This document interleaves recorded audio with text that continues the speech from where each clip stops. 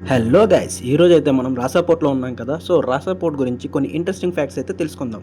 Present క్రొయేషియాలోని ఇస్ట్రియా పెనిన్సులాలో ఉంది ఈ రాసాపోర్ట్. రాసా రివర్ అండ్ అడ్రియాటిక్ సీ కలిసే దగ్గర ఈ పోర్ట్ అయితే ఉంది. రివర్ అండ్ సీ అంటే నది మరియు సముద్రం కలిసే చోటు ఉండడం వలన ఇదొక షెల్టర్డ్ నేచురల్ పోర్ట్. అలానే రాసా పోర్ట్ సహజంగా కాకుండా ఆర్టిఫిషియల్గా డెవలప్ చేసిన పోర్ట్. దీన్ని 1930 నుంచి 1940లో ఇటలీ ఈ క్రొయేషియాని పాలించే టైంలో నిర్మించారు. ఇండస్ట్రియల్ కార్గో హ్యాండ్లింగ్ కోసం ఈ పోర్ట్ని స్పెషల్గా డిజైన్ చేశారు. ఈ పోర్ట్లో ఎక్కువగా coal, petroleum products, cement, bulk materials handle చేస్తారు. ఇదొక ప్యూర్ కమర్షియల్ ఇండస్ట్రియల్ పోర్ట్. రాసా బేలో వాటర్స్ చాలా కామ్గా ఉంటాయి అండ్ స్ట్రాంగ్ కరెంట్స్ చాలా రేర్గా కనిపిస్తాయి. బల్క్ ఏరియాస్కి సేఫ్ యాంకరేజ్గా ఈ బే ఉంటుంది. ఈ పోర్ట్లో బ్యాడ్ వెదర్లో కూడా సేఫ్ బెర్తింగ్ చేయొచ్చు. ఈ రాసా ప్రాంతం ఒకప్పుడు క్రొయేషియాలో కోల్ మైనింగ్ హబ్గా ఉండేది.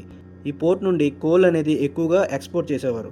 క్రొయేషియాలో రిజికా అండ్ స్ప్లిట్ అనేవి ఫేమస్ షిప్పింగ్ పోర్ట్స్, కానీ రాసా పోర్ట్ ఫాస్టెస్ట్ లోడింగ్ అన్లోడింగ్లో అట్రాక్ట్ చేస్తుంది.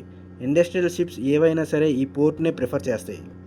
రాసా రివర్ పోర్ట్ కలవడం వల్ల ఇక్కడ సెన్సిటివ్ ఎకోసిస్టమ్ ఉంటుంది.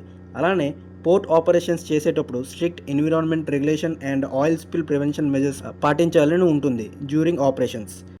ఈ రాసా పోర్ట్ నార్త్ అడ్రియాటిక్ సీలో ఉండటం వల్ల సెంట్రల్ యూరోప్కి షార్ట్ సీ రూట్గా ఉంటుంది.